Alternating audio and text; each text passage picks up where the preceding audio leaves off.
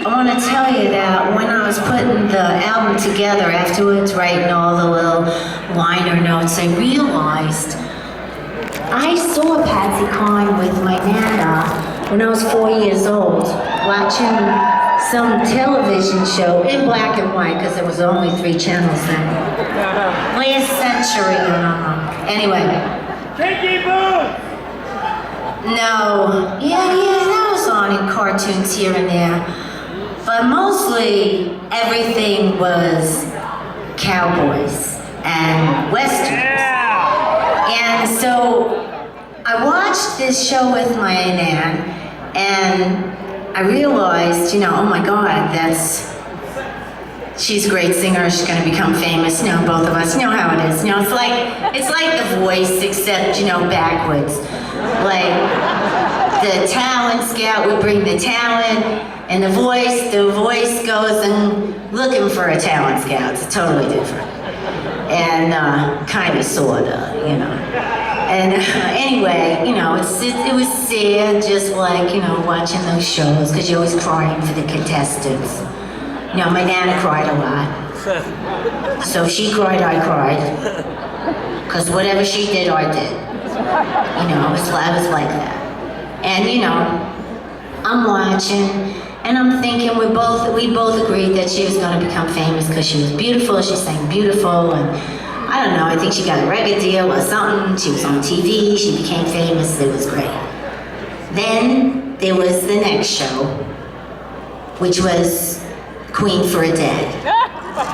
And Queen for a Day is kind of like Extreme Makeover, just a little different, Because they always find, the saddest case.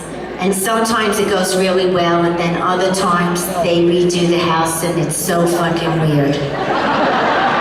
That the people come back and they're like, no, I love lime green, no. It's great in the bedroom, yeah.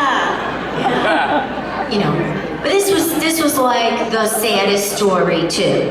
And they get a woman, hence the name Queen. Get a woman with a very sad story the family would write up, to the show, and tell the story. And the story that was the fucking saddest one. And then they get this woman, and they bring her up, and they put her on the throne, and they give her a crown, and they're celebrating her life in some kind of, robe or something, And it's a whole big celebration. And I'm sitting there, and the culmination of the whole thing usually was a household appliance. And I was 4 years old, and I thought that shit was fucked up, okay? So I'm watching, and my grandmother's crying, so I'm crying, because I knew why she was crying. She didn't have a washing machine when she first came to this country. Oh yeah, she was an immigrant. Like most of us. Right? Unless you're a Native American, and then you really got fucked, okay?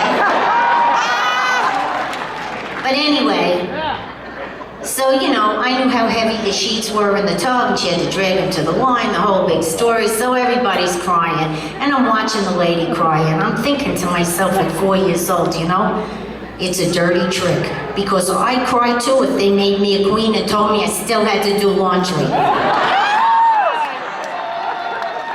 And then as an adult, when I think back, because all that shit flashed in front of me while I'm writing the liner notes, and I realized, you gotta think about the Kool-Aid we were drinking back then, right?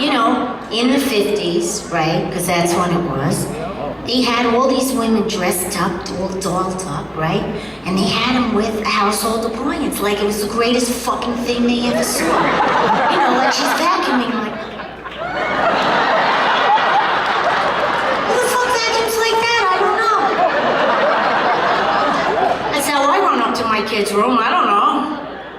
And so I was thinking about all of that, and remembering what it was like and what was around, and that country western music didn't really feel like it was separate from my life because it was on TV all the time. And that was Saturday night, just before my grandfather sat down and started watching wrestling, and you know what the fuck happened after that. That's right, Captain Lou and all those guys. Bad influence. Anyway, no, it was a good influence. Wherever you are, Lou, I love you. And Roddy. Anyway, so what I wanted to tell you about was really Saturday mornings. Because Friday nights I was with my grandmother because my mom worked. And then Saturday morning she would sleep in. And me, my sister Ellen, and my brother Butch went wild in the apartment because we were jacked up on every sugar cereal there fucking was. I mean, we pulled the sugar, we pulled the cereal right out, and we just ate the fucking marshmallows. We knew the tunes, we do the dance.